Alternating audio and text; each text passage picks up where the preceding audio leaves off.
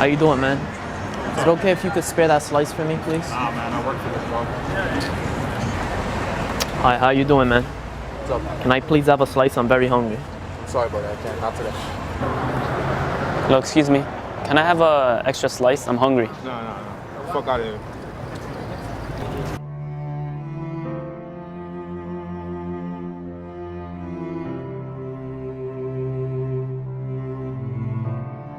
What's going on, buddy? How you doing? We ate a lot of, slices. You want the rest? Of course. All right, here you go, man. A few in there, man. All right, take care, buddy.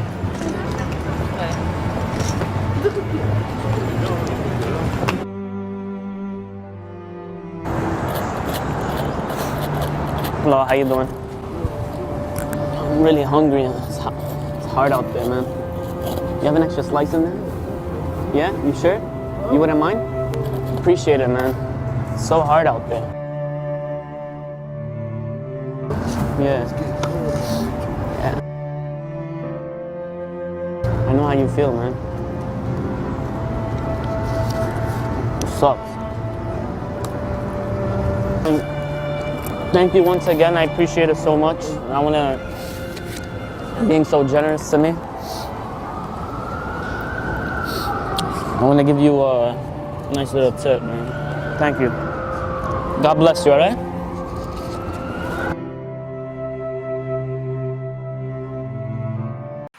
E aí, vocês viram esse vídeo? É muito interessante, não é? Porque parece que quem mais tinha não queria compartilhar, mas quem menos tinha queria compartilhar, compartilhou, tanto que compartilhou.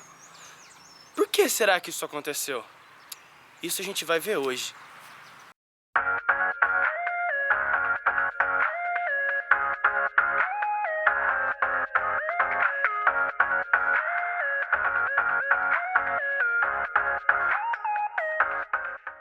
E aí galera, beleza? Bem-vindos a mais uma segunda-feira no Ibaja Team. Começamos hoje a série Compartilhe.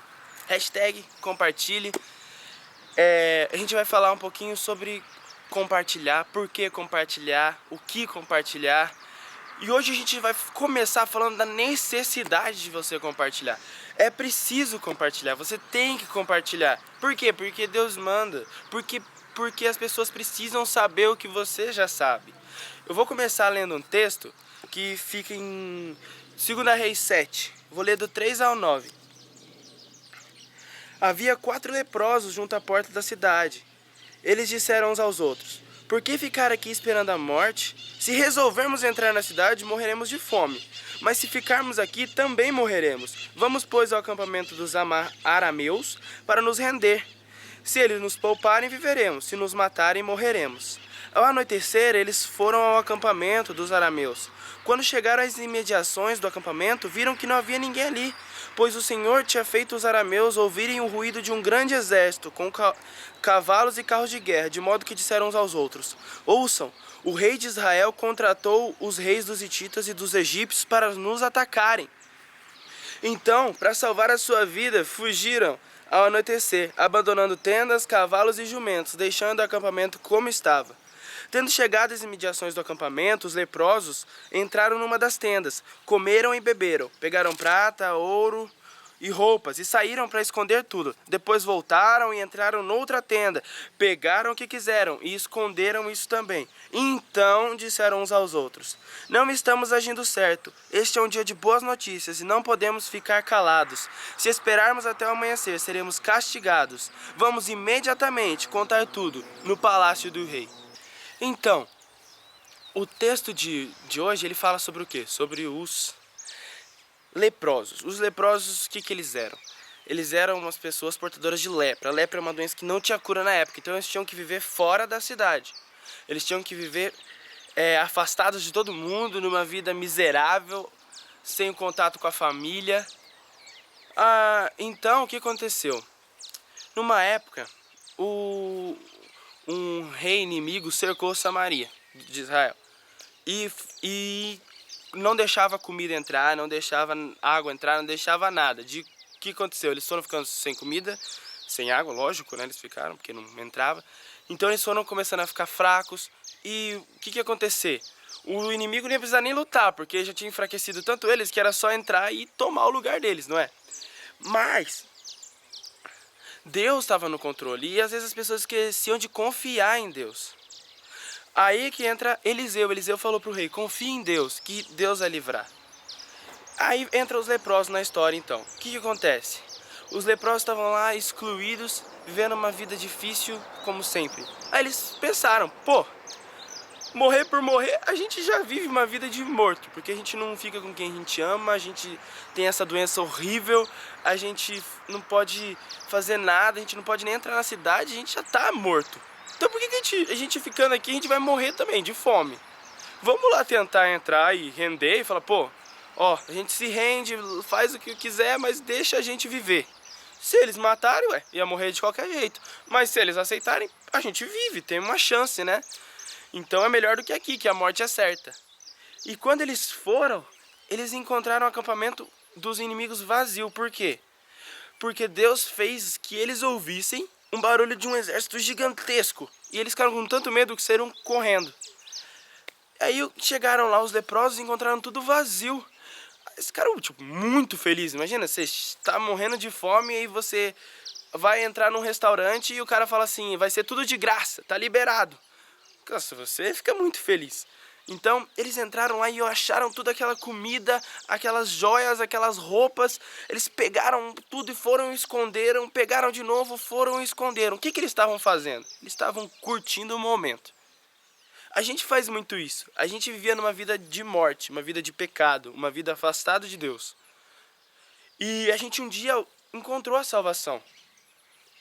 Um dia a gente aceitou Cristo como o nosso Salvador.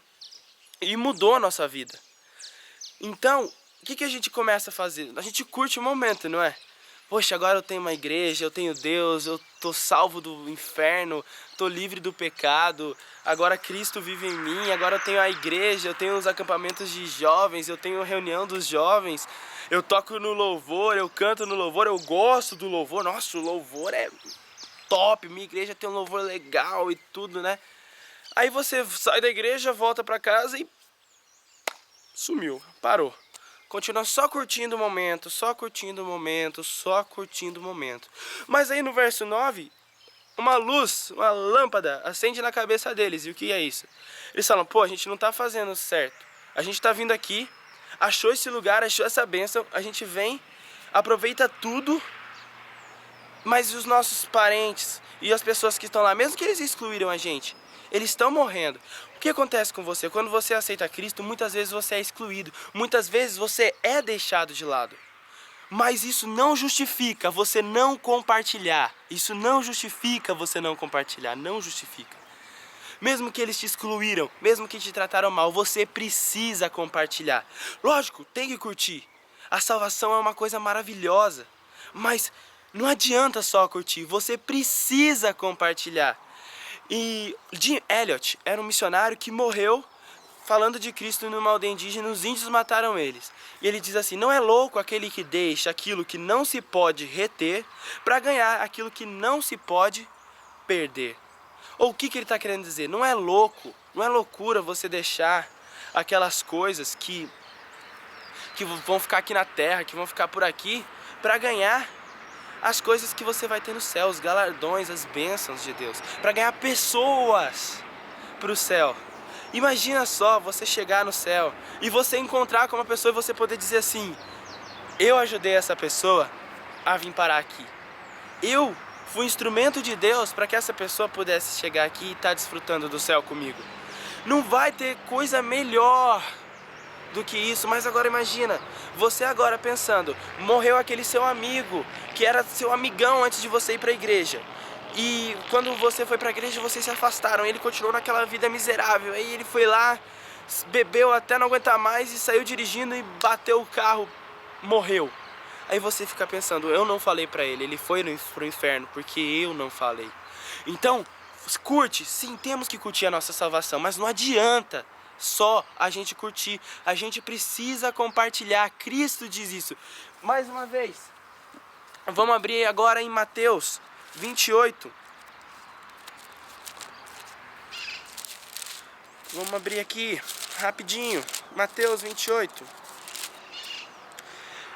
Mateus 28, do 18 ao 20. Então Jesus aproximou-se deles e disse: Foi-me dada toda a autoridade nos céus e da terra. Portanto, vão e façam discípulos de todas as nações, batizando-os em nome do Pai, do Filho e do Espírito Santo, ensinando-os a obedecer a tudo que eu lhes ordenei, e eu estarei sempre com vocês até o fim dos tempos. O que acontece? Nesse verso tem um pequeno erro de tradução. Quando ele fala vão e façam discípulos, na verdade é um gerúndio, então seria indo. Onde vocês forem, façam discípulos. Então, onde a gente for, a gente tem que falar, a gente tem que fazer, a gente tem que mostrar essa salvação que a gente tem. Não é certo a gente guardar só pra gente. A gente não tá agindo certo guardando só pra gente. Porque hoje é dia de boas novas. Se você tem a salvação, você tem que levar essas boas novas pra todo mundo. Valeu, até segunda-feira que vem. Espero que tenha abençoado vocês.